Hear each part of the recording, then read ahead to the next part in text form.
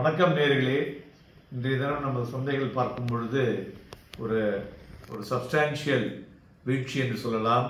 208 புள்ளிகள் குறைந்து 21,528 எப்படி விழுந்திருக்கிறது. மறுபுறம் மிட் கேப் பார்த்தோம்னாக்க moderately lower, but small cap ஏறி இருக்கு. ஸோ அதனால் அந்த ப்ராடர் மார்க்கெட் ஒரு பெட்டர் பர்ஃபார்மன்ஸை எதிர்பார்த்திருந்தது போல் தெரிகிறது என்று சொல்லலாம். அதை பற்றி பின்னாடி டிஸ்கஸ் பண்ணுவோம்.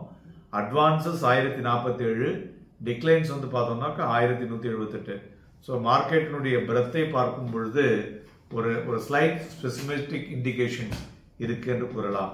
இப்போ இந்திய ரூபாயுடைய மதிப்பு இன்றைய தினம் வீழ்ச்சி அடைந்து 83.14 இருக்கிறது.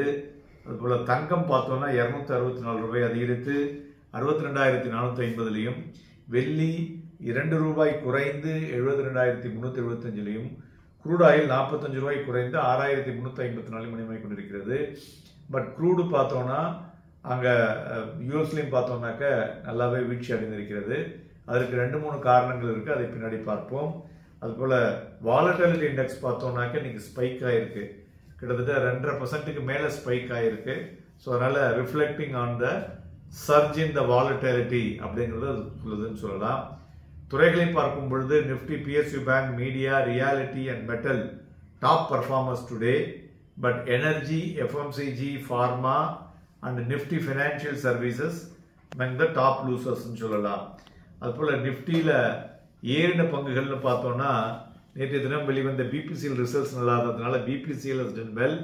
தென் Tata motors, Grasim, Eicher motor, Adani enterprises, state bank of India, Hindustan Unilever, tech Mahindra, Hindalco, Bajaj auto இவையெல்லாம் ஏறிய பங்குகள். நிஃப்டி 50ல் இறங்கின பங்குகள்னு பார்த்தோம்னாக்க Bajaj finance, Titan, UltraTech top losers on the Nifty 50. So market breadth overall ஒரு slight pessimistic sentiment in the broader.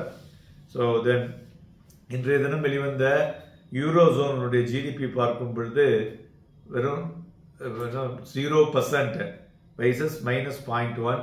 So நல்லா பெட்டராக இருக்குது. அதுபோல் யூஎஸ்னுடைய பிரசிடென்ட் பைடன் என்ன சொல்லியிருக்காருனாக்க, ஸோ அவங்க ஈரான் மேலே ரிட்டாலியேட் பண்ண போகிறோம் அப்படிங்கிற விஷயத்தை சொல்லியிருக்காங்க. இது சாதாரண விஷயமாக இருந்தால் பரவாயில்ல, இது கொஞ்சம் அசாதாரண விஷயமா ஆச்சுனாக்க we may expect a war அப்படின்னு கூட சொல்லலாம். அதுபோல் சவுதி அரேபியா என்ன சொல்லியிருக்காங்கனாக்க, ஆயில் ஜெயிண்ட் அராம்கோ கிட்ட ஆயில் ப்ரொடக்ஷனை ஃபர்தராக நீங்கள் ரைஸ் பண்ண வேண்டாம், அதே லெவலில் எடுத்துகிட்டு செல்லுங்க அப்படிங்கிற விஷயத்தை சொல்லியிருக்காங்க. KPI கிரீன் எனர்ஜி அந்த கம்பெனி 5 மெகாவாட் சோலார் பவர் ப்ராஜெக்டை அவார்ட் கிடைச்சிருக்கு. மேலும் பிளாக் டீல் இன்னைக்கு ஜிந்தால் ஸ்டெயின்லெஸ் ஸ்டீல் நடந்திருக்கு. சந்தைகளை பொறுத்தவரை இன்று தினம் பார்த்தோம்னாக்க காலையில் ஒரு 9:30 மணிக்கு ஒரு ஃபால் வந்தது, மறுபடியும் மேலே ஏறினது, மறுபடியும் 11 மணிக்கு ஒரு சின்ன ஃபால் மேலே ஏறினது, அதுக்கப்புறம் படிப்படியாக குறைந்தது. நேற்றைய தினம் நிஃப்டி ஃபியூச்சர் லாஸ்ட் 1 ஹவரில் ஒரு புதிய உச்சத்தை தொட்டுது. அதுபோல் இன்றைய தினம் நிஃப்டி ஃபியூச்சர் பார்த்தோம்னா நிஃப்டி பேங்க் நிஃப்டி சரி கடைசி 1 ஹவரில் ஒரு புதிய லோவை தொட்டுள்ளது, குறிப்பிடத்தக்கதுன்னு சொல்லலாம். மேலும் ஆவரேஜ் வால்யூம் பார்க்கும் பொழுது இரண்டுத்திலையும் பெட்டராக இருக்கிறது என்று சொல்லலாம்.